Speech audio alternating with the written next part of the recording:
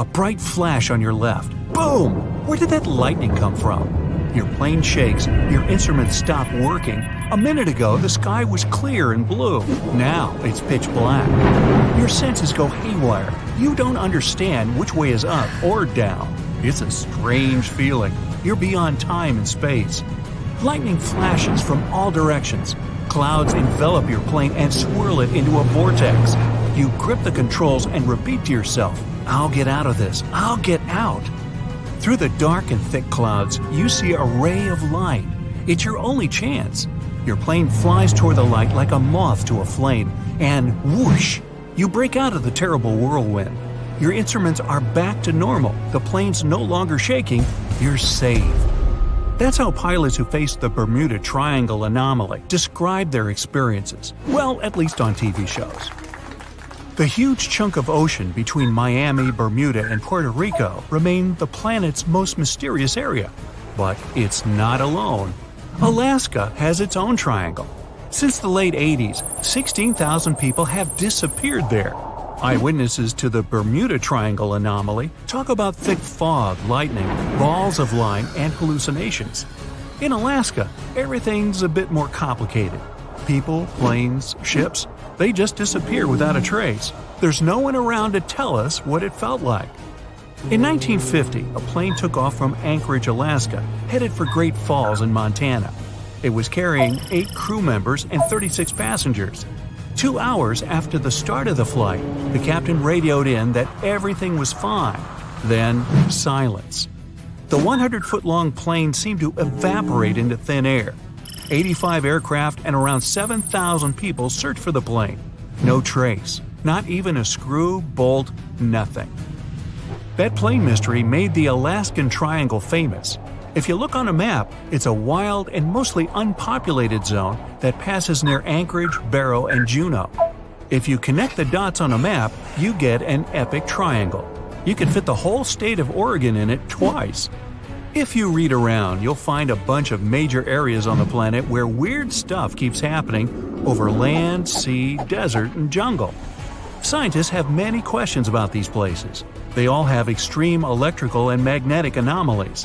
Planes and ships disappear in them. People hear stuff, see stuff, and here's some of them. China's Black Bamboo Valley looks like a Hollywood set for a seriously scary movie. Here, everything's creepy and mysterious. Ha, perfect. Imagine a bamboo forest that stretches up 130 feet. The green plants live extremely close to each other and barely let in any sunlight. A strange fog hangs in the air. Where it comes from and why it's always there, no one knows. And the mysteries don't end there. For centuries, people have disappeared in the vast forest. Scientists believe the site's crazy geology is to blame. Cracks can suddenly appear in the ground big enough to fall into. There are sharp changes in weather, and maybe even poisonous steam. Certain trees give it off when they fall to the ground. There's a long road through Ladakh in India. It's called the Magnetic Road. It slopes upwards and seems to violate the laws of gravity. Here's what happens. You drive to the foot of the hill, turn off the engine, and get out of the car. The car starts rolling uphill up to 12 miles per hour. Why does it happen? Theory 1. The hill has an incredibly strong magnetic pull, and it attracts cars once they get too close. The Indian Air Force supposedly avoids flying over it to avoid any interference with their equipment. Version 2. It's all just an optical illusion. The hills around it seem to fade into the horizon. It looks to us like the road is sloped up, but it's actually not. Huge Lake Michigan looks more like a sea than a lake. And over the past 400 years, 6,000 ships have disappeared in it. Why does it happen? The lake has its own mysterious triangle, and there are actually more unsolved mysteries here than in the famous Bermuda Triangle. In 1950, Flight 2501 disappeared over the lake, en route from New York to Minneapolis. The fate of the 3 crew members and 55 passengers remains unknown. In 2007, an underwater archaeology professor was surveying the bottom of Lake Michigan. He found stones arranged in a circle 40 feet down from the surface. They kind of look like Stonehenge in England, but why were they at the bottom of a lake? Who put them there? Archaeologists found a carved pattern on one of the stones. Its outline resembles a drawing of an animal. Now, that's not unusual, except that this particular animal, which looks like a mammoth, was probably carved around 10,000 years ago. Sleep is very difficult for the Venezuelan locals who live near Lake Maracaibo.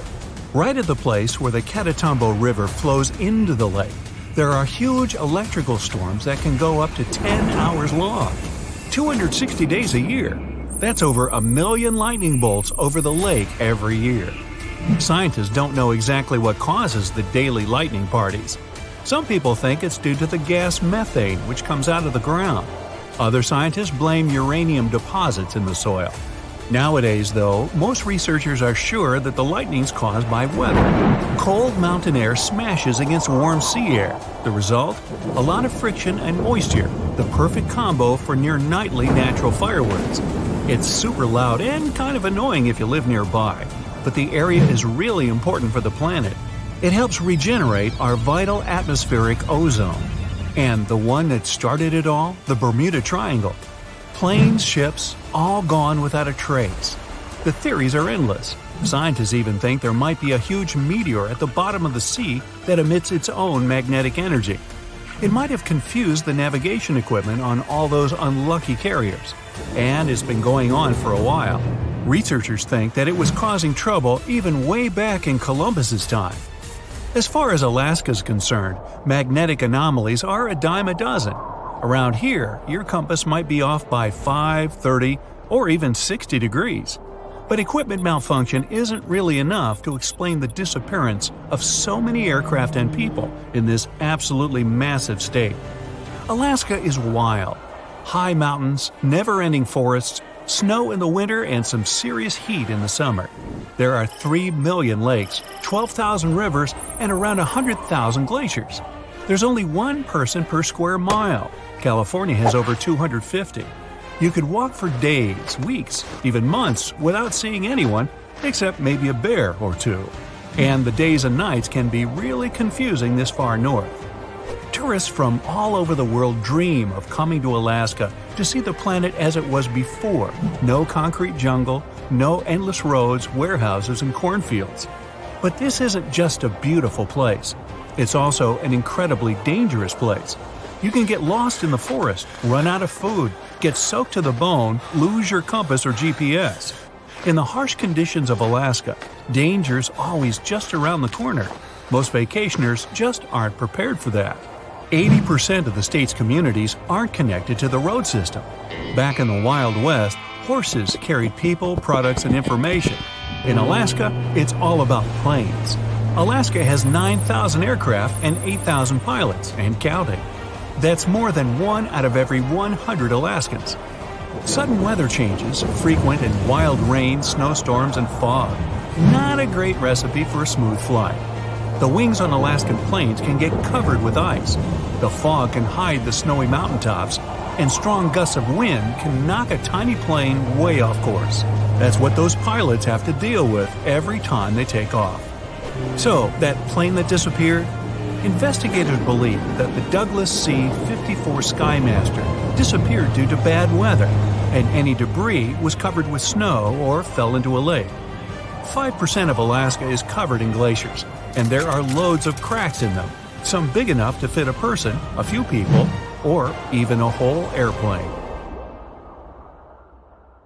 Far out in the open sea on a perfectly calm day, a dot appears on the horizon.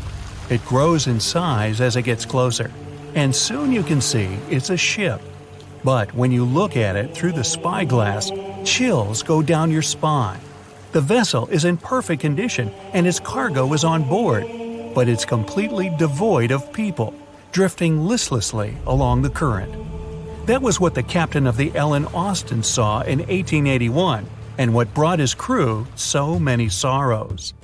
In December of the previous year, the Ellen Austin, a big 210-foot-long ship, left the port of Liverpool to make its trip to New York.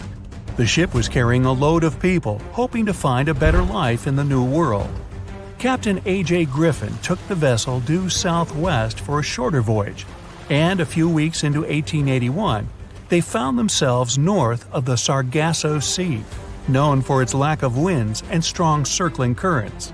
Ships that got caught in those could lose control and keep on drifting in circles until they were dragged into the center. From there, they'd be incredibly lucky to get back past the currents, but more often than not, they stayed in the desolate desert of the sea forever. Worse still, the area belonged to the notorious Bermuda Triangle, which was already known to take down ships and make them disappear without a trace. The ship's crew were nervous, afraid of being in such a dangerous area so close to a sea that could bring them to a standstill. And ominously, some of the Sargasso Sea's calm must have escaped it, because the Ellen Austin lost its speed one day and fell adrift without the winds. It was fine, though. They had ample provisions and were still on schedule. Captain Griffin was walking around his ship, giving orders in a voice full of calm authority, and both his crew and passengers trusted him completely. But then, the lookout shouted from above that a ship was in sight. And indeed, when the captain looked in the direction the man was pointing, he saw a small schooner moving slowly into view and towards the Ellen Austin. As it came closer, it became apparent that the way the strange vessel moved wasn't right. The captain frowned and examined it through his spyglass. The schooner was untouched, but eerily silent. There wasn't a single soul on board. Derelict ships weren't that rare in the Atlantic at the time, but neither were pirates. Captain Griffin decided to wait and watch. After 2 days, the schooner was as quiet as always, and Captain finally thought it was fine to move in. He took a small team of sailors and boarded the stranded ship. There was nobody there indeed, but luck seemed to be on Griffin's side. The precious cargo of mahogany wood was still in the holds. The captain returned to the Ellen Austin and ordered his select men to take the smaller ship along to New York. The crew's spirits arose with the prospect of riches awaiting them upon arrival. When the winds blew strong again, the Ellen Austin continued its voyage, with the unnamed vessel tagging along. But after a couple of days, the ships were caught in a powerful storm and got separated. The wind, rain, and waves beat them for several days in a row. When the weather finally cleared, Captain Griffin ordered to find the schooner. They searched for another day until they finally found it adrift, way off the course. Griffin hailed his men on board the smaller ship, but no one answered. A party of sailors went to investigate and returned with their faces white with fear. The whole prize crew went missing in the storm. The captain wasn't one to lose such a valuable find, though, and ordered another team to take control of the schooner. Reluctantly, the sailors obeyed, and the two ships continued their voyage. They agreed to stay as close as possible to one another and ring their bells at set intervals at night to let each other know they were fine. Several nights went all right, with bells ringing reassuringly every hour. But one day, a thick blanket of fog fell on the sea and almost completely blocked their vision. The ships went on regardless and started sounding their bells earlier. When night came, the fog was still there, but the bells were the sound of life. Until they stopped. Captain Griffin rang the bell once, then twice. No answer. The crew lit the fires and looked out into the sea intently, but the fog hadn't lifted, and they couldn't see a thing in the swirling abyss beyond the ship's board. Nobody could sleep that night, and they waited in silence until the break of dawn. The first rays of sun made the fog slowly disperse, and the whole crew went to the edge of the deck with heavy hearts. There was still hope in them, until the last strands of the mist went away, revealing a vast, calm, and most importantly, empty ocean. The nameless schooner was gone, and so was the second team of the Ellen Austin sailors. The ship sailed the rest of the way to New York in grave silence. Once it arrived at the port, the passengers were only too happy to leave the vessel, and no one so much as turned their head as a goodbye. That was the ship's last voyage as the Ellen Austin. That same year, it was sold to a German shipping company and renamed Meta, No one ever found the derelict schooner or the sailors that went missing with it. And that would probably be the end of this mysterious and unresolved story, if it held at least a little bit of the truth. In reality, none of the enigmatic things in the narrative actually happened.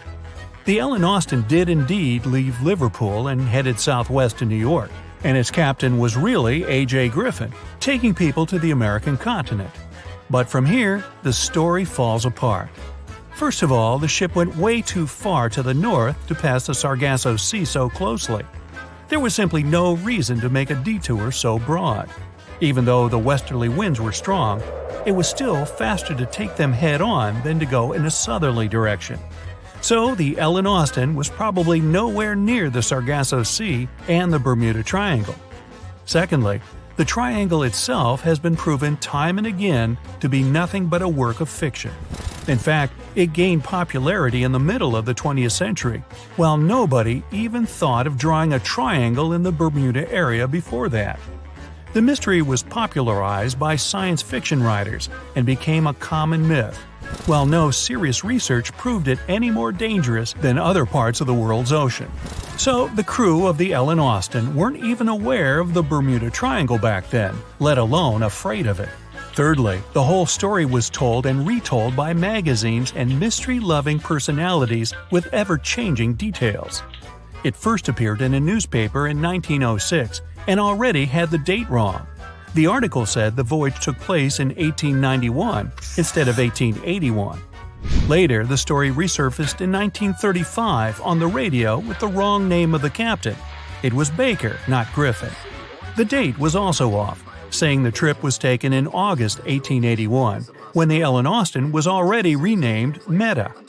The legend grew upon with other strange details, such as the ship's route from London to Newfoundland, which was never the case. But the final debunking came from the archives of Lloyd's of London, the marine insurance market that keeps all logs of trade and emigration ship routes. The documents there say that on February 1881, the Ellen Austin completed its cross-Atlantic voyage to New York without incident.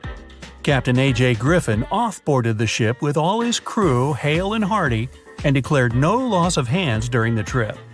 The voyage took over 2 months because the ship had to fight strong westerly winds pushing it back towards Britain. The crew reported no strange encounters on the way, and the whole thing was as boring as could be. And even the passengers must have been smiling when they stepped on the American soil at last, unaware of the phony baloney story they were about to be a part of. The voyage started just like any other. The cargo ship SS Cotopaxi is making another journey to Havana, Cuba, to deliver coal. It's November 29, 1925. For Captain Meyer and his crew, leaving Charleston Port, South Carolina, it will be the last trip the ship ever makes. Its route ran through the Bermuda Triangle. 2 days into the trip, the Cotopaxi sent out a distress signal. It had got caught up in a strong tropical storm and turned over on its side. The wind was very strong and there was powerful lightning as well. Rain gradually filled the ship's hold. Then there was a bright white flash, and the ship disappeared without a trace. Later, its wreckage was found in the Gobi Desert, which is in a completely different part of the world. All 32 crew members, including the captain, were missing. Of course, the part about the Gobi Desert is fictional. For one of his movies, Steven Spielberg came up with the idea that the ship was moved there by aliens. Still, in real life, the ship was never found, and its crew really did disappear. It was officially declared missing a month afterward, and nobody could find the wreck. It seems like a classic case of mysterious things going on in the Bermuda Triangle. But most mysteries are solved sooner or later. In 2020, the Cotopaxi was found. A man named Michael Barnett had moved to Florida to study shipwrecks off the coast. One wreck in particular really caught his attention. It was much larger than the others, and the locals called it the Bear Wreck. It was about 40 miles from St. Augustine in northern Florida, but no one had ever managed to identify the rusty hull. So Michael started to do some detective work. He measured the size of the shipwreck and started working through all the information he could find. He researched hundreds of old newspapers, leafed through insurance records, and looked at artifacts found on the wreck. After hundreds of hours of hard work, Michael was sure it was the Cotopaxi. But a few years before, there had been a rumor that the same ship had been found off the coast of Cuba. The Coast Guard found the wreck of a cargo ship about the same size that looked a lot like the one lost in 1925. Michael was sure they were wrong, so he teamed up with some science journalists and kept investigating. Soon they discovered something that seemed to confirm Michael's belief. Divers found brass valves with the letters SV on them in the wreckage of the ship. Michael suggested these initials referred to Scott Valve Manufacturing Company. The headquarters of this company was in Michigan, not far from where the Cotopaxi had been built. The company had probably supplied parts for the Cotopaxi. So the puzzle seemed to be solved. The bare wreck was really the missing cargo ship. But Michael still needed to work out why the ship had sunk. Did something mysterious really happen to the Cotopaxi in the Bermuda Triangle? Later, Michael found the testimony of the ship's carpenter among some old papers. The carpenter claimed that the hatches covering the coal on the ship had been in a terrible condition before it sank. Repair work on the covers wasn't finished before the crew got the order to sail to Cuba. So if the hatch covers were still broken during the trip, water could have easily gotten on board. This water probably flooded the hold during the tropical storm. This was the real reason why the Cotopaxi went down. There was really nothing mysterious about it. It was just a mistake made by ordinary people. But this is just one example out of dozens or even hundreds where ships and planes have gone missing in the Bermuda Triangle. We still can't explain some of these incidents. It seems like there really is something weird going on there. One of these strange events happened in 1948. A passenger jet was headed for Miami from San Juan, Puerto Rico. It disappeared in the same area as the Cotopaxi. The 32 people on board vanished without a trace. The weather was clear throughout the flight, but experts think that when the plane was about 50 miles from the coast, it could have been hit by a strong wind that knocked it off course. Years later, a similar plane was found in the area of the Bermuda Triangle, but because no one could work out the registration, it was impossible to say for sure if it was the same one. Something even stranger occurred not long before, in 1945. 5 planes went missing all at the same time. Some trainee pilots were practicing their navigation skills, but when they'd finished, it seems they couldn't find their way back home and disappeared. Many people assume they just ran out of fuel. This seems likely, but still, the circumstances were really strange.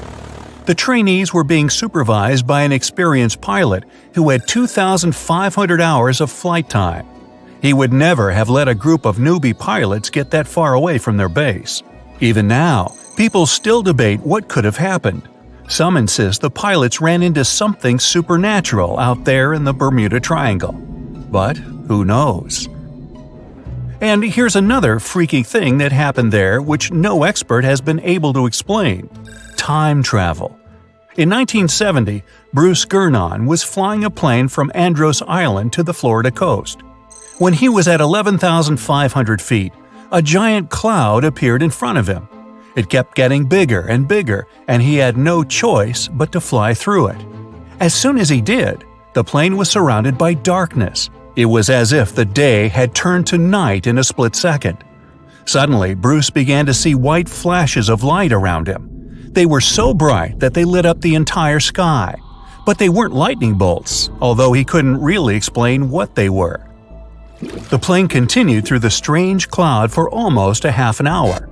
Bruce noticed that the cloud changed shape during this time. The space around the plane turned into a tunnel. Then the tunnel started narrowing. Bruce became really tense as he tried to cope with the plane's controls.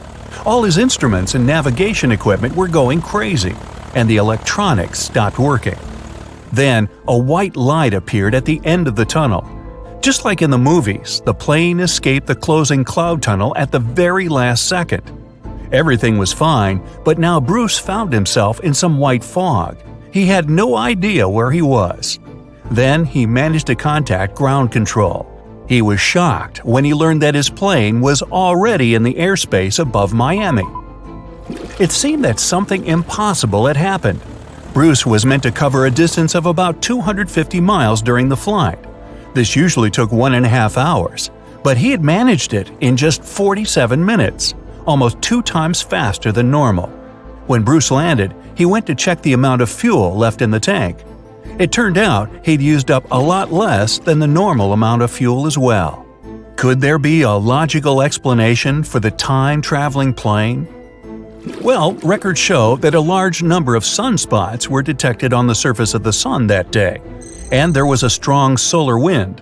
This could easily have made the electronics and devices on the plane go crazy. But what about the mysterious cloud? The Florida coast is a place where 2 large air currents meet. One has a high pressure and the other is a low pressure one. This causes a lot of storm clouds in the area. But people still debate how Bruce was able to cover the distance so quickly. Some people say that some kind of mysterious dark energy was involved. Others say it was a gravitational anomaly that curves space and time. Others think that Bruce is just a fraud. We still don't know the truth. So, is there really something supernatural about the Bermuda Triangle? Or is it all just coincidences and made-up stories? The truth is that no more planes and ships disappear in the Bermuda Triangle than anywhere else in the world. The moon shines brightly and illuminates the black water of the ocean. Thick fog descends on it in ominous silence.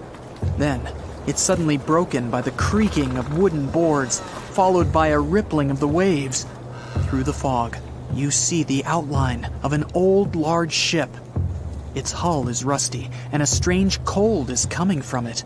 But the most unsettling thing is that there's no one on the deck. The ship sails without a crew. No, this isn't a mythical Flying Dutchman, but a very real ghost ship. September 2nd, 2019. The British Royal Navy's ice patrol ship, called the HMS Protector, sails through the calm waters of the Atlantic Ocean. The time is 11 p.m. Some of the ship's crew are on deck, while others are sleeping in their cabins. The captain steers the ship and looks straight at the horizon. The sky is lit up by an orange twilight, and clouds float in the distance. Suddenly, against this beautiful landscape, one of the sailors notices the black silhouette of an unknown ship.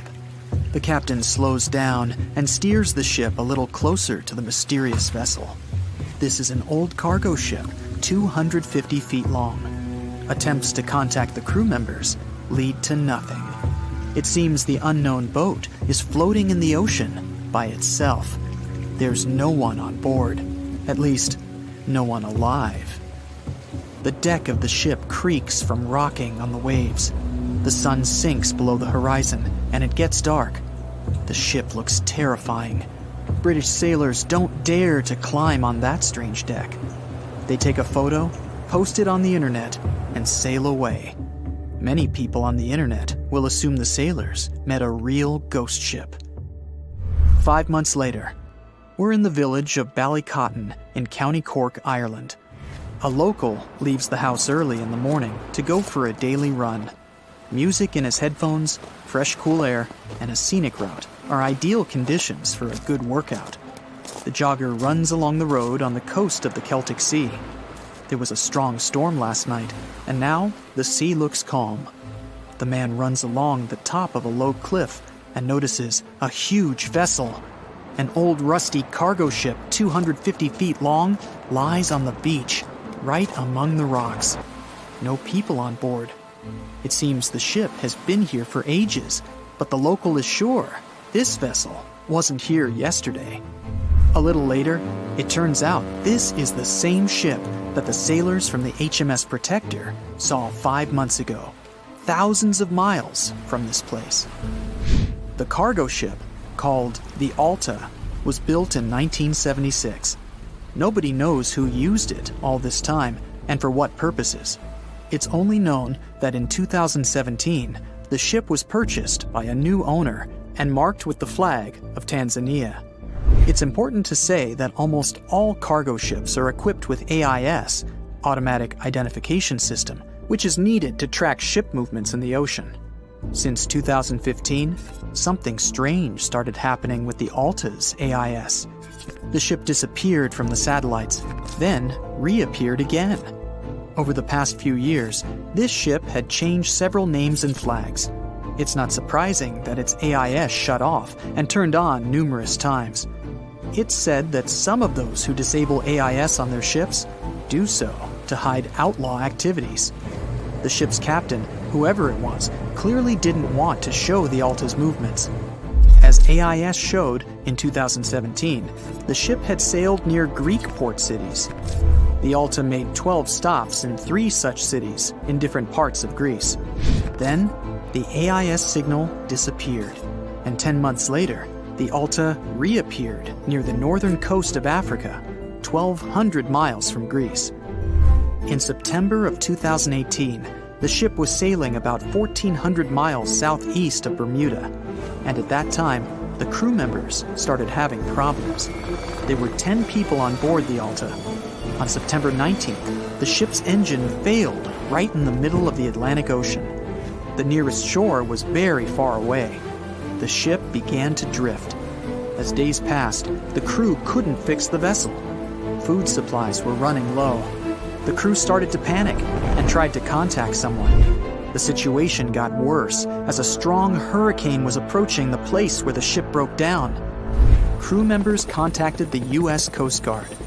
On October 2nd, a helicopter headed towards the ship. Food and water were unloaded on the Alta. This was enough for the crew to bide their time for several days. About a week later, a rescue boat sailed about 1,500 miles to reach the Alta and help the stranded sailors.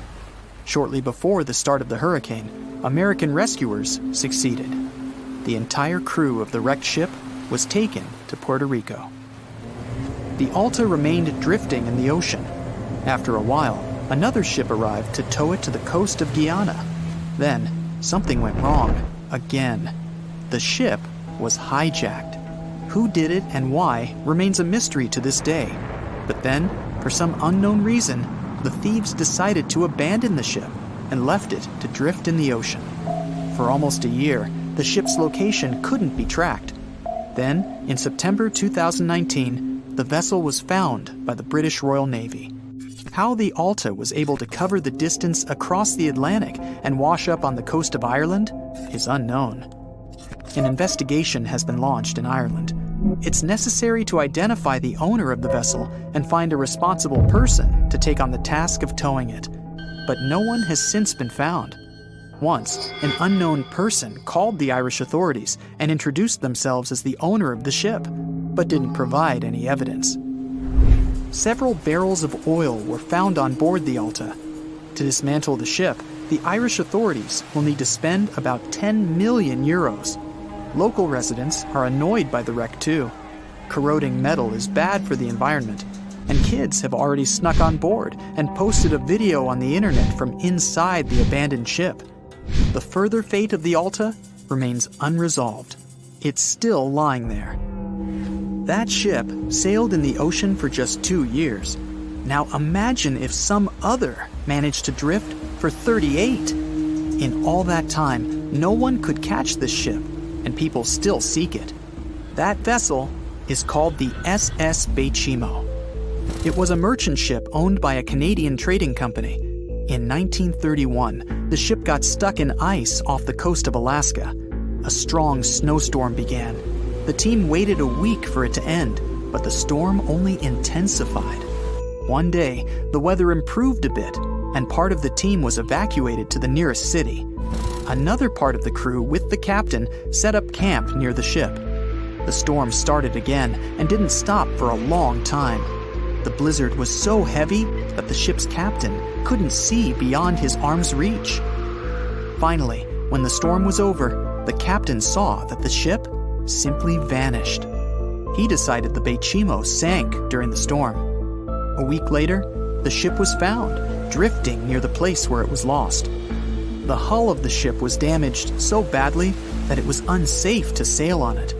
The captain decided to abandon the ship. However, it didn't sink.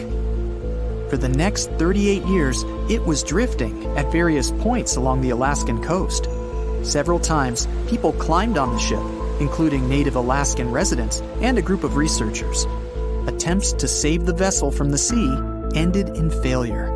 The salvage operations were hampered by drifting ice and bad weather. The last time it was seen was in 1969. The ship was frozen and blocked by the ice. In 2006, the government created a special project to find the Baychimo. However, in all these years, the ship still hasn't been found. Its fate is unknown. It's likely that the ship has finally found peace and is now lying on the seabed of the Chukchi Sea. Oh, hey there! Today you're going on a round-the-world trip. And even though Phineas Fogg was able to make this trip in 80 days, like in the Jules Verne book, I can't promise you will return safely. The fact is that the world is now chock full of unknown anomalies. They used to be observed only in the Bermuda Triangle, but now they're found everywhere.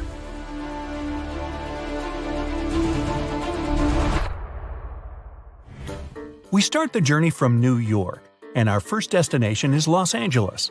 The best way to get there is by plane. But while even an ordinary plane is designed to withstand severe storms, yours is special. Your very own Iron Eagle has a reinforced hull, an enlarged fuel tank, and a rescue capsule that will ensure your survival in an emergency. Okay, you take off into clear sky. White clouds, bright sun, and no turbulence at all. But suddenly, this piece is shattered by strong winds, black clouds, and bolts of lightning. One cloud looks especially sinister. It seems to be alive and growing in size. You have no choice but to fly through it.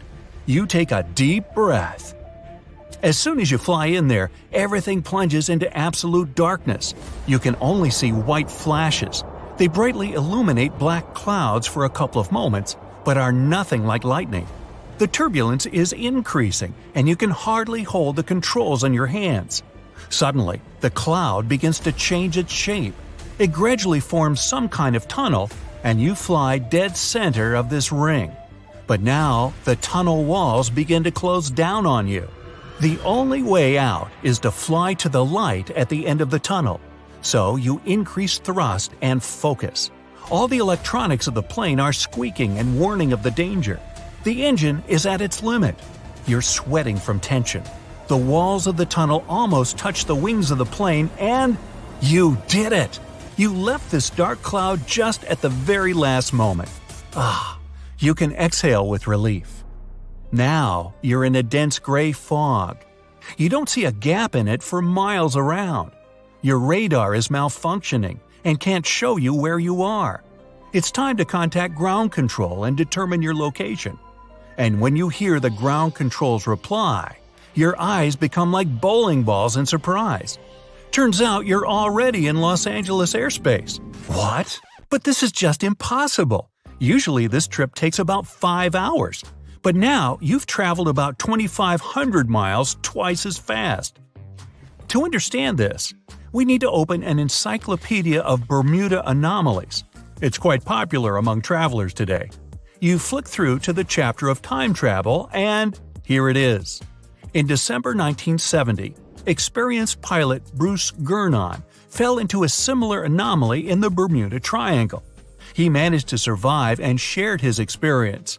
Scientists were able to explain most of the strange events he saw, but the journey through time is still a mystery. And now there's a lot of these sky tunnels around the world. Well, this anomaly seems even useful. You've saved quite some time and fuel. It's time to land the plane, change transport, and head to your next destination, Japan. This time you'll be traveling by ship. A voyage through the Pacific Ocean should be calm and peaceful, and you'll be able to rest after a difficult flight. In a couple of weeks, the captain of the ship comes down from the bridge and reports a terrible fact. You're lost at sea. The passengers are shocked. Some people start shouting at the captain, accusing him of incompetence. In response, he shows a compass that was supposed to help him in navigation. The device has gone crazy. Its hand is spinning like the second hand of a watch. Suddenly, a thought occurs to you. You must have entered another anomalous area, the Devil's Sea. This is as mystical a place as the Bermuda Triangle, and it's marked with a red dot in your anomaly encyclopedia. Between 1950 and 1954, many ships and hundreds of crew members were lost there without a trace. In 1955, Japan sent its research ship Kaiomaru No. 5 here to find the cause of the disappearances.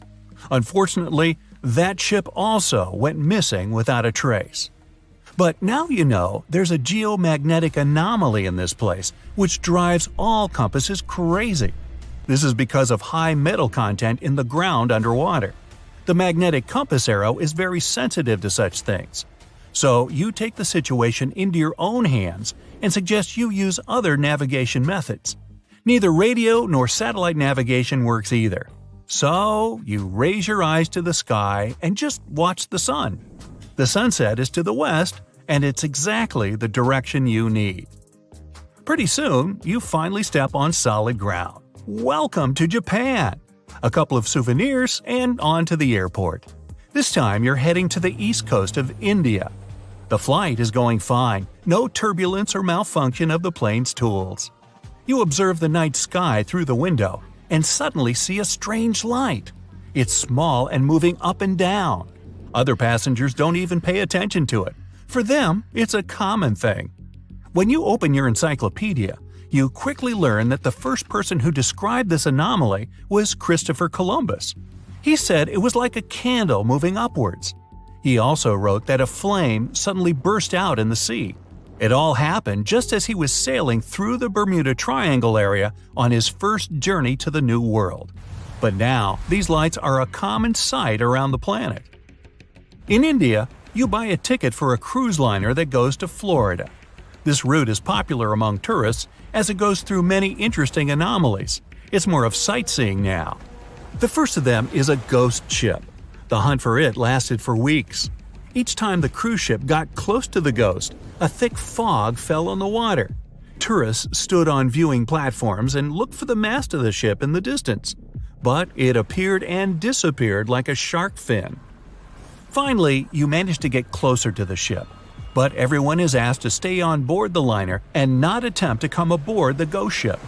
All tourists know the sad story of when this ghost was first found. In 1880, the Ellen Austin found a drifting schooner in thick fog. The captain sent a few people to scout there. They found a lot of valuable cargo and personal belongings of the crew. But there was no trace of other people. It looked as if the entire crew of the ghost ship simply disappeared. The captain of the Ellen Austin decided to tow the ghost to the port to sell its cargo.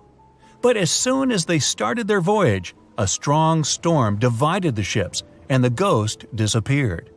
The crew spent several days looking for it. They managed to find the schooner again, but the prize crew on it was gone, just like the original crew of the ghost ship.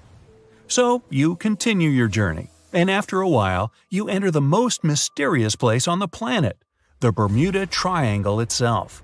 This zone is considered the birthplace of all anomalies. All the tourists gather on one side of the ship. The place they're looking at is like a giant bubble bath. The captain of the ship makes an announcement. Any kind of open fire is strictly prohibited here. This anomaly is in fact a source of natural gas. Methane bubbles burst out of the Earth's crust and rise to the top. These deposits are responsible for the loss of many ships. Of course, if you light a match next to such bubbles, well, kaboom! The last stretch of the journey from Florida to New York will be very intense. There are extreme weather changes in this area. For the moment, the sun is shining and there is no wind at all. But in a second, there's a sudden strong storm. Lightning strikes literally every second, and the sky is completely covered with black clouds. And in another minute, the sun's rays disperse the clouds and the storm ends. This is another anomaly caused by the Gulf Stream current. Huge masses of warm air meet with colder ones. This provokes instant weather changes and violent storms. Many sailors and pilots were not ready for such conditions, and this led to entire ships and crews disappearing without a trace. But now, when these anomalies are everywhere, they're well studied and shouldn't be feared. You get home safe and sound, and you can boast that you have experienced the most brutal anomalies of the Bermuda Triangle. But please, can you lose the Bermuda shorts? It's just too much. April 10th, 1912. You're on the coast of the Atlantic Ocean, in a small port town. Hundreds of people, and you among them, are going to board the huge, majestic ship. It's 3 times as long as the Statue of Liberty is tall. The ship is considered the most advanced and unsinkable watercraft of its time.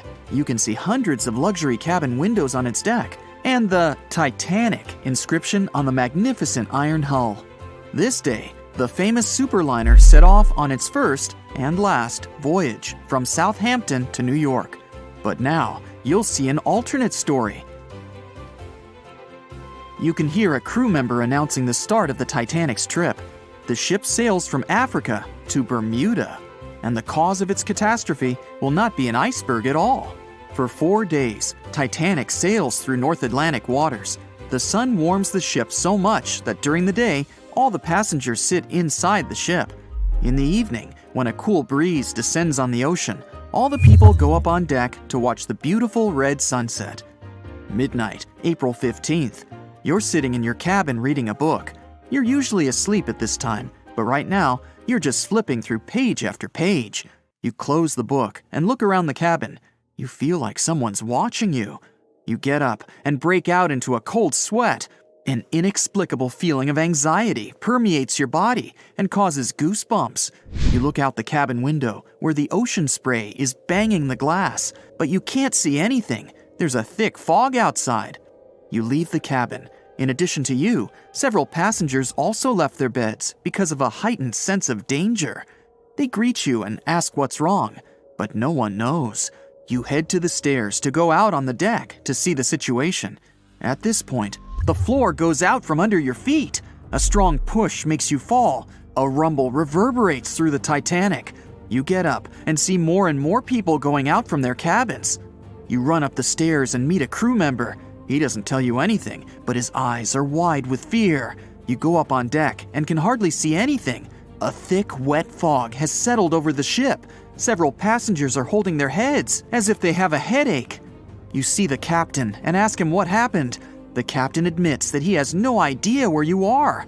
You see a compass in his hand. The arrow turns in different directions. It's impossible to determine where exactly the ship is now. Interestingly, there was no such thing as the Bermuda Triangle before 1964, but the first reports of missing ships in this area date back to the middle of the 19th century. Another push. This time you've managed to stay on your feet. It felt like something big just hit the ship. You run to the railing at the edge of the deck and stare overboard.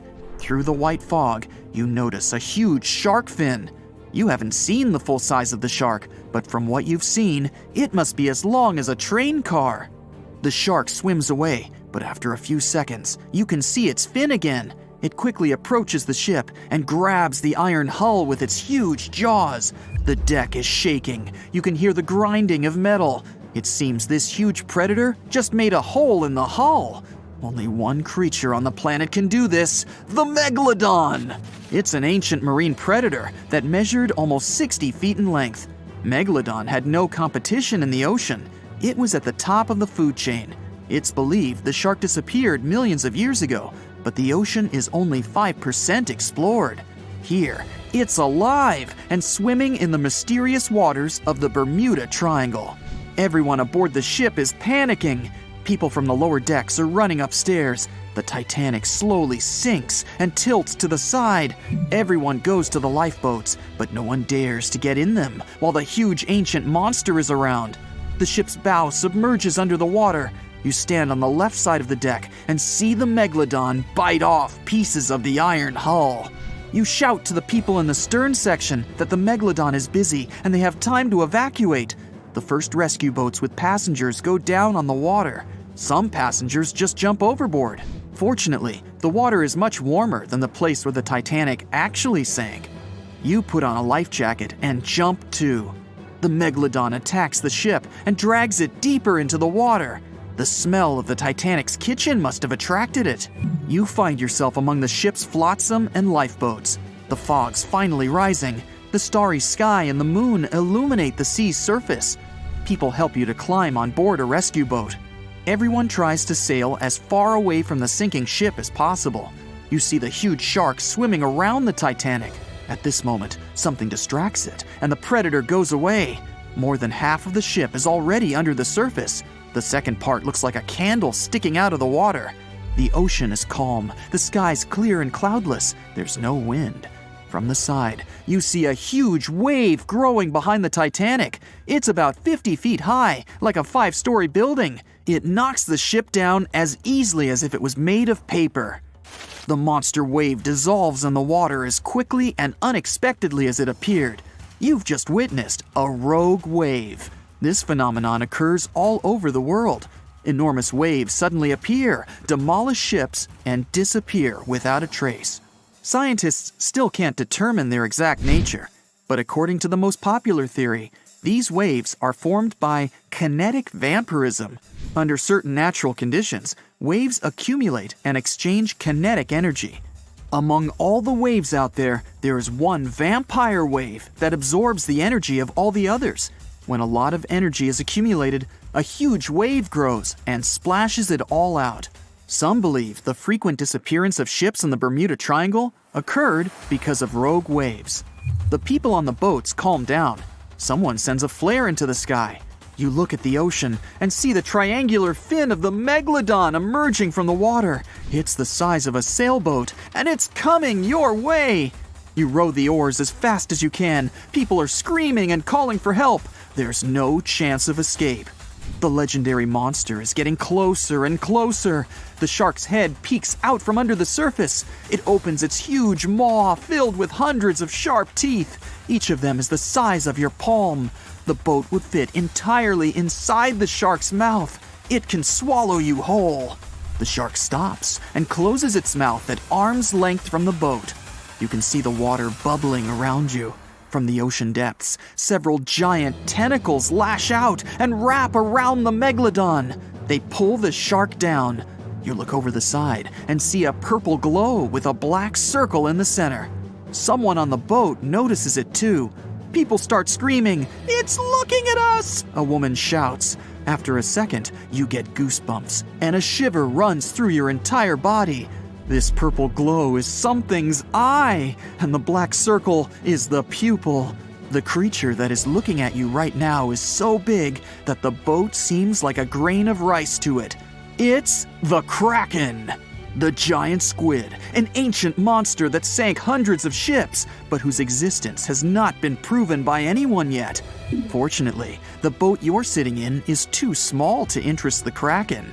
You can see its eye moving deeper away. Huge tentacles pull the struggling megalodon into the depths. An hour passes, and another big superliner arrives at the wreck of the Titanic. All the passengers are rescued. You look back at the calm sea, at the place where the Titanic recently sailed. You climb aboard the rescue ship and promise yourself never to go on a sea voyage again. Some people are still afraid of sailing through this region because more than 50 ships and 20 planes have disappeared here since the mid-19th century. You won't find this place on a regular paper map, as it's not an official region of the Atlantic Ocean. It's just an imaginary area of water in the shape of a triangle near the southeastern coast of the US. Right now, we're going there to debunk all the myths and fairy tales about this place. The most popular theory says that the ancient city of Atlantis was once located where the Bermuda Triangle is now. It was inhabited by a more advanced civilization than the rest of the people on Earth. In this area, some mysterious crystals were installed that generated infinite energy and powered the entire city. Then the city sank, and its ruins still lie on the bottom of the Atlantic. But among its ruins, there are still places where crystals work. They're the reason for most disappearances. Crystals randomly release beams of energy towards the surface and disable the electronics of planes and ships. There are no facts to support this theory. Someone once wrote this legend in a book about the Bermuda Triangle, and some people have been supporting it ever since. However, there's some oddity associated with electronics. Astronauts of the International Space Station noticed the Earth's magnetic field is weakened in the Bermuda Triangle area.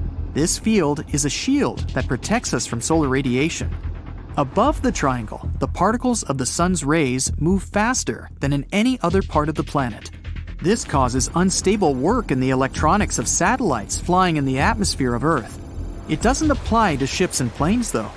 There's also a theory that the Bermuda Triangle is the center of a magnetic anomaly causing navigation errors, but regular checks of the magnetic map of this region don't reveal any issues. You arrive at the place, the water is calm, and there's no coming storm in sight. You look at the compass and see the arrow moving from side to side. Oh no, it's begun! Panic rises within you, and you quickly turn the steering wheel of the ship to sail away from this place. Oh, stop. There has long been an explanation for the strange compass behavior in this area. The Bermuda Triangle is one of the rare places on the planet where true north and the magnetic one are in the exact same direction. True north is the geographic north pole of our planet.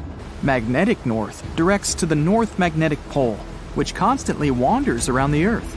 Sometimes these poles coincide, and the straight line that connects north and south is called the agonic line. If you fall into this line, your compass will behave strangely. It won't point exactly to the north.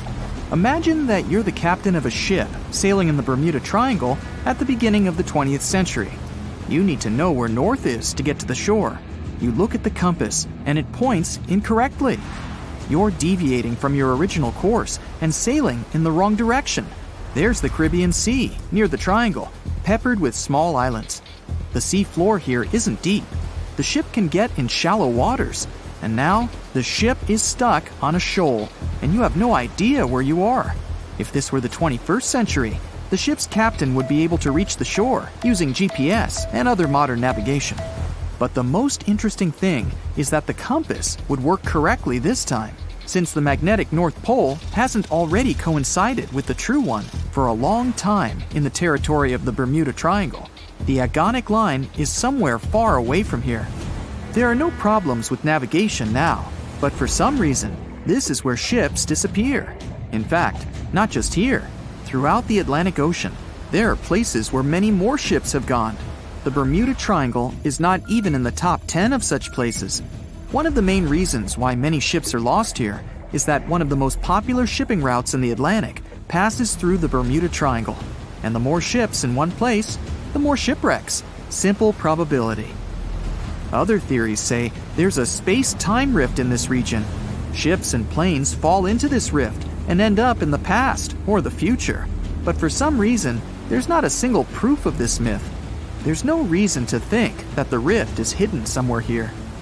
The base of an extraterrestrial civilization is located in the Bermuda Triangle. Visitors from other galaxies steal sea vessels along with the crew, so no one finds the wreckage of the ships. This is also a popular myth that has no scientific justification. Sunken ships are not found here, as there's one of the deepest trenches in the world. Any sinking ship will sink to a depth of about 19,000 feet. The enormous pressure and distance makes it difficult to find the ships. Also, the Puerto Rico Trench is nearby.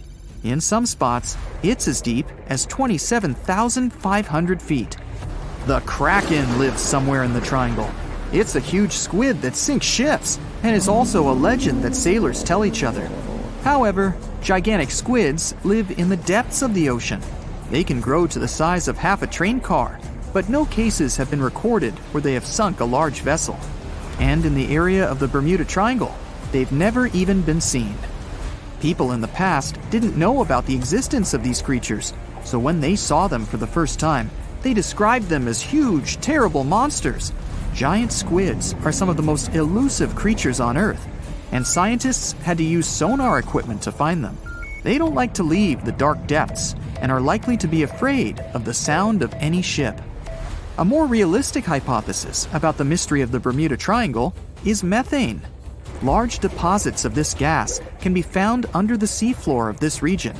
From there, methane is released into the water. It takes the form of huge bubbles that quickly rise to the surface.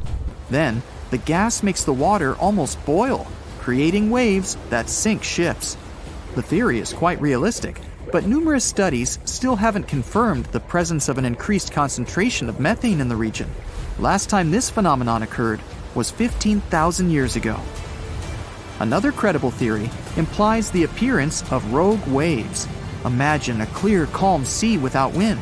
Suddenly, you hear a loud hum. In just a few seconds, a huge wave, 100 feet tall, appears from the calm surface and falls on your ship.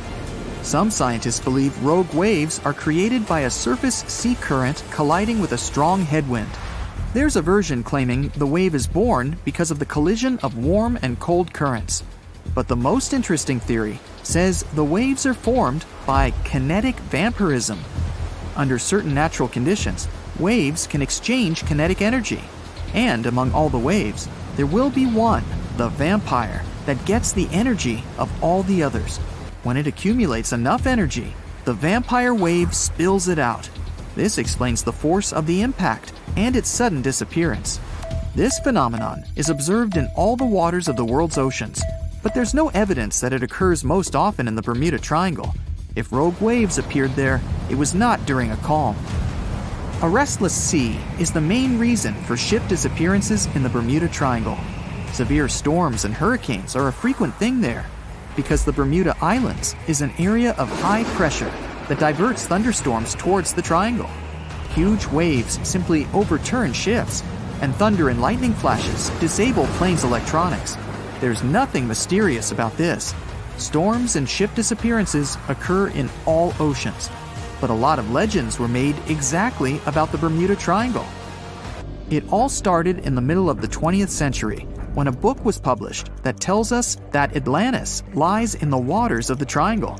No proof was given, but people liked this mysterious theory so much, they began to build upon it. They started making documentaries about it and writing new books. Each material devoted to the fantastic nature of the triangle was based not on facts, but the theories of other written books and films. And when a topic is popular, you can make money on it. Readers enjoy it, and authors are rewarded. December 4th, 1970. Pilot Bruce Gernon had 2 passengers on board his Beechcraft Bonanza single-engine aircraft, his father and business partner.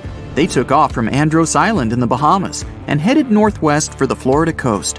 Sure, they were in the infamous Bermuda Triangle's airspace, but this was a typical flight Bruce had made dozens of times before. The trip usually took about an hour and a half with no hiccups whatsoever. Bruce took off and started gaining altitude. Strange things started happening right from the get-go. At first, he noticed a small cloud up ahead, but it kept growing. Not from the plane getting closer. This thing was actually getting bigger in size. Bruce had to fly through it, and he came out the other end just fine. He gained altitude, and yet another mysterious cloud appeared. This one was massive, and Bruce had no other choice but to fly through it too. At that moment, it got dark as night all around the aircraft. But this wasn't a storm cloud, and it wasn't raining. Bruce was starting to get worried, and then, bam! He saw flashes of white light.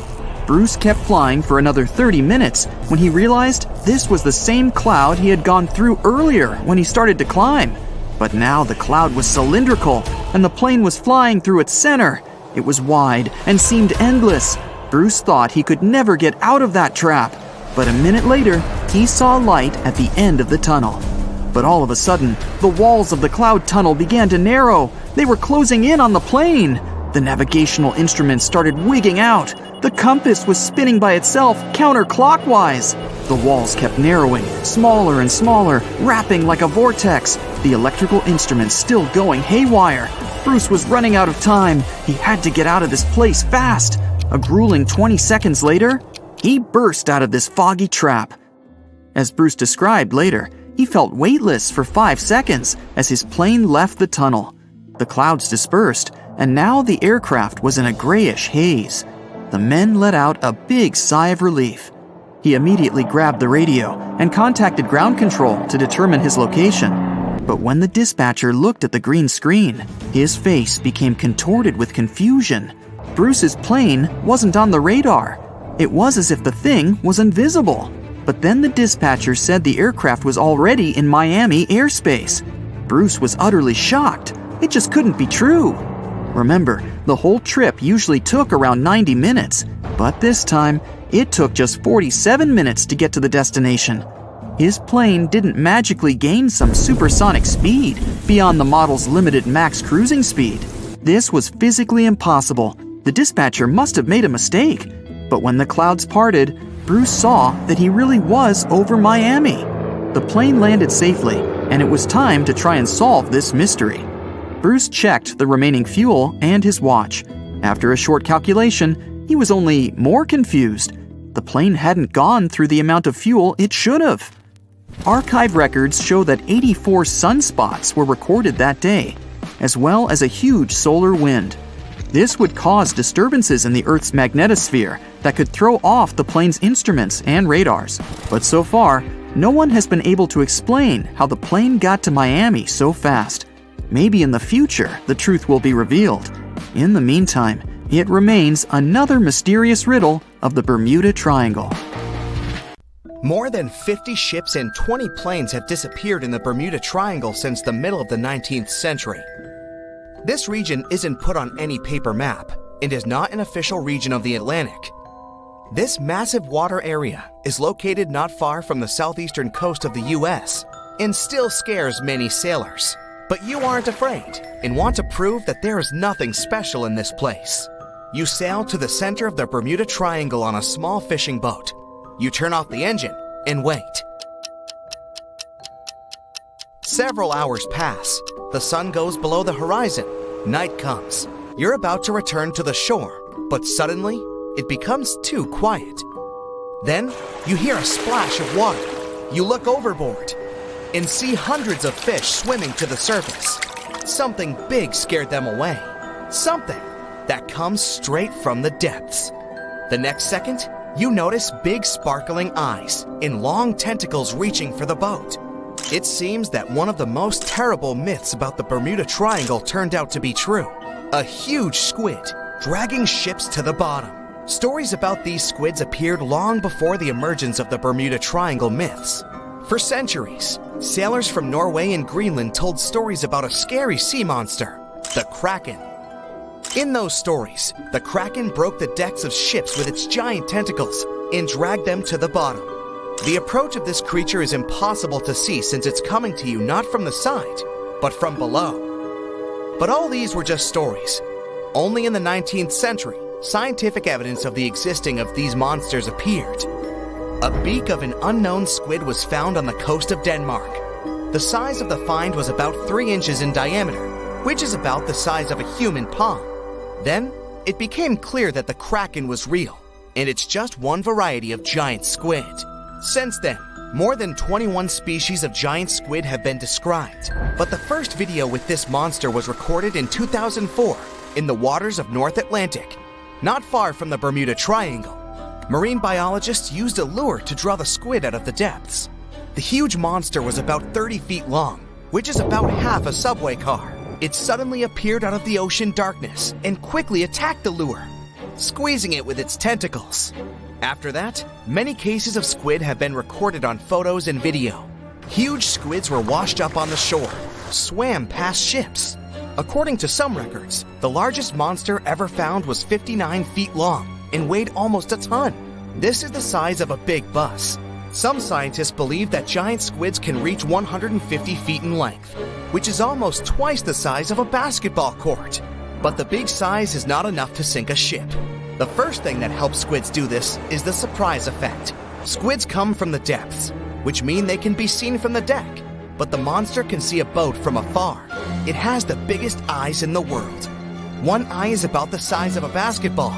The eyesight of a giant squid allows them to see prey in the Black Sea depths and from a big distance.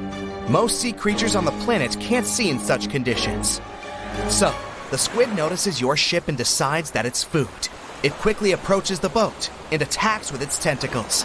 The squid has 8 limbs and 2 extra longer tentacles the monster uses to bring food to the beak-shaped mouth. The others are covered with dozens of suction cups filled with sharp teeth. Nothing can escape if the squid grabs it. The squid wraps its tentacles around your boat. With the teeth on each arm, it bites the deck. 2 long tentacles can grab you while you're running around in panic. The squid can rock the ship from side to side until one of its parts sinks in the water. You fight off 2 long tentacles and fall off your feet. The squid's 8 arms are squeezing stronger. You can hear the boat's hull cracking. The squid is big, but still can't sink a large metal object. Possibly, it couldn't have sunk huge ships that disappeared in the Bermuda Triangle. You see how the squid swims away into the depths. You're lucky this time, but you definitely wouldn't handle 2 such monsters. The existence of giant squids was proven more than 150 years ago, but people still don't know anything about them. The fact is that they are some of the most elusive creatures on Earth. They swim fast, spending most of their time at depths of 1,300 to 3,000 feet. To descend there, people need sturdy submarines and bulky equipment that create a lot of noise. The squid will notice them much earlier and swim away. Scientists don't know anything about their behavior, social life, habits, or a distance they swim during the day. And most importantly, we don't know how many of them are hidden in the water. The ocean is only 5% explored. It's possible that millions of giant squids swim in the sea depths.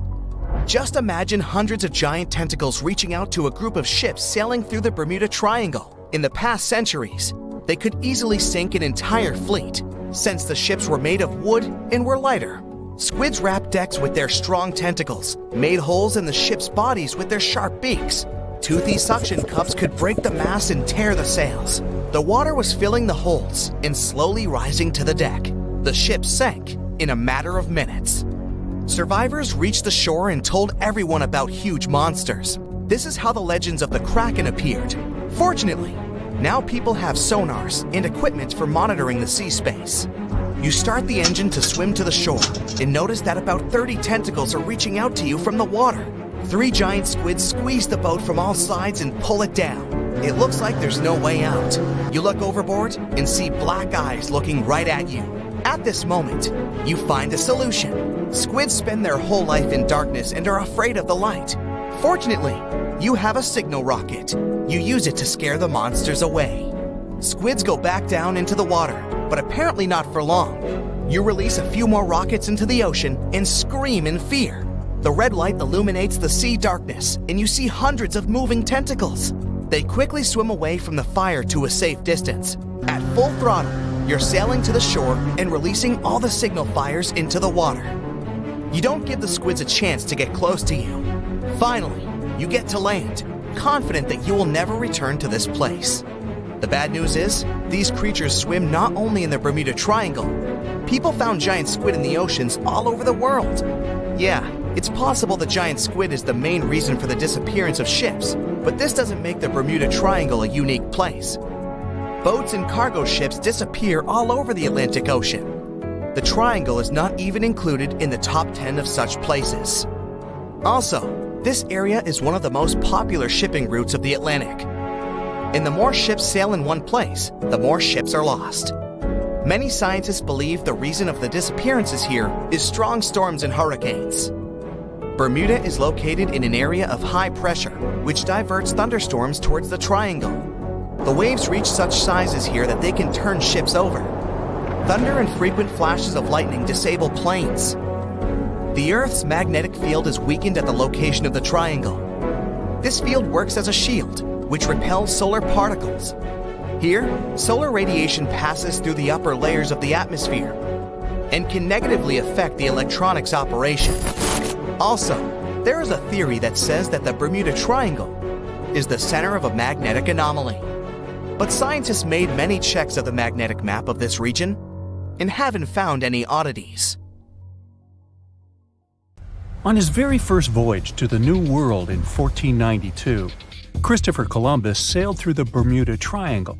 Columbus reported that one night, when he was on the deck of the ship, he noticed a giant light appear in the distance, unlike anything he had ever seen before. Columbus looked at his compass for direction, and it gave off erratic readings. You might have noticed that the Bermuda Triangle doesn't appear on any world map. This is because official institutions refuse to acknowledge that the area actually exists. As you probably know, the Bermuda Triangle is situated near the Bahama Islands. There's a strange structure around the bottom of the islands. The bottom of the ocean here is inconsistent. Every now and then, some otherwise sandy floor is replaced by giant dark holes, like a living place for some giant eel. The most common problem with those caverns, named blue holes, is that sometimes tidal waves can make them produce vortices and whirlpools. Experienced divers say that they're like waterfalls in the middle of the sea. In March 1918, carrying a crew of 306 people, the USS Cyclops left Barbados and headed home to Baltimore.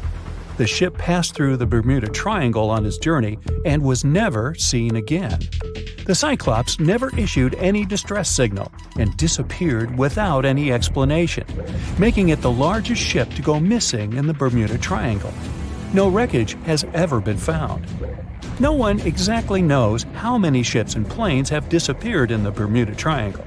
The rough estimate is 50 ships and 20 planes. Most of the time, the disappearances had no explanation and no wreckage has ever been left behind. A lot of Bermuda Triangle stories feature reports allegedly received from missing aircraft and ships. There are reports about strange cloud formations, tunnels in the air or above water, or the sudden appearance of thick fog sparkling with electric lights. As legend suggests, some of these anomalies are not only capable of completely disorienting any vessel, but also removing them from where they were altogether. Some enthusiasts of this theory draw a line between it and the experimentations of Joseph Hutchinson, who is trying to prove that electromagnetic fields can collide with each other and produce all kinds of disturbances to reality itself. He's done countless experiments in which electromagnetic fields were able to make objects levitate, fly out of the water, and begin to illuminate. Hutchinson himself thinks that similar things may have their place in special places like the Bermuda Triangle. There are some strange structures lying at the bottom of this eerie area. Some even reported the presence of giant pyramids here. In reality, the only giant things here are overstatements. The structures don't look like pyramids at all. They are called the Bimini Road. It lies northwest of the shore of North Bimini Island. In fact, it consists of two strange rock formations. Both look suspiciously like building blocks. Research showed that underlying ground layers beneath the Bimini Road feature nothing but bedrock, with no possible cavities in it. That totally excludes any possibility of these rocks being part of a building. In the year 1800, a large sailing vessel called the USS Pickering departed from the U.S. on its way to the West Indies. The ship sailed into the Bermuda Triangle along with its 90-man crew and was never heard from again. The USS Pickering was the first ever confirmed ship to vanish in the Bermuda Triangle. It's believed that the ship was taken out by a storm, but because no wreckage was ever found, we'll never know for sure. William Shakespeare's famous play The Tempest was inspired by the Bermuda Triangle. Sailors returned home to England to tell stories of treacherous waters near the Bahamas where ships mysteriously disappeared. These stories made it back to the bard himself and inspired his final play about a storm at sea transporting a ship to a mysterious land. The shipwreck in Shakespeare's play is based on the 17th century ship Sea Venture. The ship was carrying supplies from England to Virginia when it was struck by a massive storm in the Bermuda Triangle. Sea Venture was battered by the storm for 3 days and barely made it to the shore. Survivors of the wreck were stranded on a desolate stretch of Bermuda for 9 months. The floor of the ocean in the area is littered with shipwrecks from all over the world and of all ages. And, as you can imagine, this is a sweet spot for treasure hunters brave enough to challenge the mysterious waters of this place. One of these treasure hunters was lucky enough to come across a secret map made from the orbit of the planet in the 60s during one of the first flights into space. This map reveals a lot of shipwreck coordinates in the Caribbean area. The luckiest treasure hunter in the world believed that these coordinates should lead to the remains of the ship that was part of Christopher Columbus's expedition. What he found there was a huge, unidentifiable object plastered with layers and layers of coral. It had long protrusions sticking out of it in bunches of 5 in different directions. Two more identical objects were found nearby. Just off the coast of Japan, you'll find the Bermuda Triangle of the Pacific Ocean. Between 1950 and 1954, 9 ships disappeared in this area without leaving a trace. The ship Kaiomaru 5 was sent to investigate these unexplained disappearances when it also vanished. After this incident, the Japanese authorities labeled the area a danger zone, and sailors are encouraged to avoid it. The local people of Andros Island, part of the Bahamas, have a legend in their folklore about a giant, vile octopus-like creature named Luska. Nobody knows how big this creature could be, but they believe it is responsible for the disappearance of vessels in the area. Strangely enough, some giant octopuses were seen and even caught nearby, though they weren't nearly as big as the legendary creature. On the other hand, a giant octopus capable of dragging ships to rock bottom? None have grown to a size this big as far as we know, so this version doesn't seem too concerning. The Bermuda Triangle is one of the rare places on the planet where true north and the magnetic one are in the exact same direction. True north is the geographical north pole of our planet. Magnetic north directs to the north magnetic pole, which constantly wanders around the Earth. Sometimes these poles coincide, and the straight line that connects north and south is called the agonic line. If you fall into this line, your compass will behave strangely. It won't point exactly to the north. Astronauts of the International Space Station notice the Earth's magnetic field is weakened in the Bermuda Triangle area. This field is a shield that protects us from solar radiation. Above the triangle, the particles of the sun's rays move faster than in any other part of the planet. This causes unstable work of electronics of satellites flying in the atmosphere of Earth. It doesn't apply to ships and planes, though. The Bermuda Triangle is one of the most heavily traveled shipping routes in the world. Some skeptics believe that this fact solves the Bermuda Triangle mystery. Statistically, the busier the area, the higher the frequency of accidents and disappearances. While this makes sense, it's not the frequency of disappearances that's responsible for the mystery of the Bermuda Triangle. It's the lack of explanation or wreckage found. A popular theory suggests that rogue waves are responsible for the many disappearances. Rogue waves are called extreme storm waves by scientists. They occur when different weather patterns take place at the same time and cause large, unexpected waves that reach up to 100 feet tall. Witnesses say that the waves look like giant walls of water. These waves could explain why ships go down fast and without leaving any trace. Alaska has its own triangle. Since the late 80s, 16,000 people have disappeared there. Eyewitnesses to the Bermuda Triangle anomaly talk about thick fog, lightning, balls of light, and hallucinations. In Alaska, everything's a bit more complicated. People, planes, ships, they just disappear without a trace. There's no one around to tell us what it felt like. In 1950, a plane took off from Anchorage, Alaska, headed for Great Falls in Montana. It was carrying 8 crew members and 36 passengers. 2 hours after the start of the flight, the captain radioed that everything was fine, and then silence. The 100-foot-long plane seemed to evaporate into thin air. 85 aircraft and around 7,000 people searched for the plane. No trace, not even a screw, bolt, nothing. That plane mystery made the Alaskan Triangle famous. If you look on a map, it's a wild and mostly unpopulated zone that passes near Anchorage, Barrow, and Juneau. Hey, I didn't know about the Alaskan Triangle. Juneau? Yeah, that must be an old joke. That's it for today. So hey, if you pacified your curiosity, then give the video a like